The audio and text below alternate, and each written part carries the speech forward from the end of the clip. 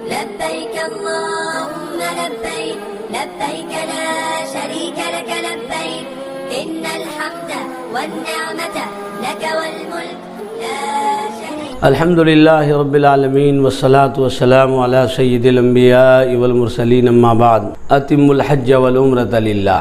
عمرہ اللہ تعالیٰ سے قرب کا ایک بہترین ذریعہ ہے. اللہ تعالیٰ کے گھر کا طواف کرنا اور مکۃ المکرمہ میں خصوصی ارکان اور خصوصی اعمال کے مجموعہ کے کرنے کا نام عمرہ ہے. عمرہ کے سلسلے میں روایتوں میں کئی طرح سے فضائل کے تذکرے ملتے ہیں. ایک موقع پر سرکار دو عالم صلی اللہ علیہ وسلم نے ارشاد فرمایا کہ حج کرنے والا اور عمرہ کرنے والا اور مجاہد فی سبیل اللہ یہ اللہ کے وفد ہے.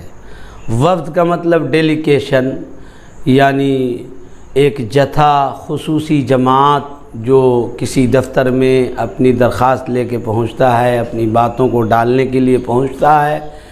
ظاہر ہے وفد جو خصوصی لوگوں کا مجموعہ ہوتا ہے اس کا اکرام ہوتا ہے، اس کا اعزاز ہوتا ہے. اسی طرح سے عمرہ کرنے والوں کا اللہ کے دربار میں بڑا اعزاز اور بڑا اکرام ہے.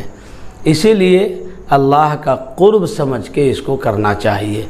ایک روایت میں یہ بھی آیا ہے کہ جو بیت المقدس سے عمرے کا احرام باندھتا ہے اور پھر وہ عمرہ کرتا ہے تو اس عمرہ سے اس کو خصوصی برکات حاصل ہوتے ہیں.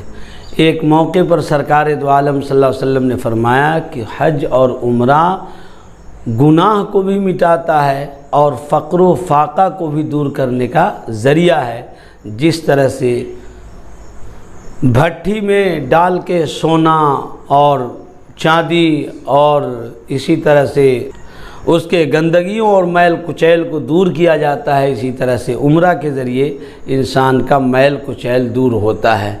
اللہ تعالی ہم سب کو اس کے ذریعے اللہ کا قرب حاصل کرنے کی توفیق نصیب فرمائے. ربنا تقبل منا انک انت السمیع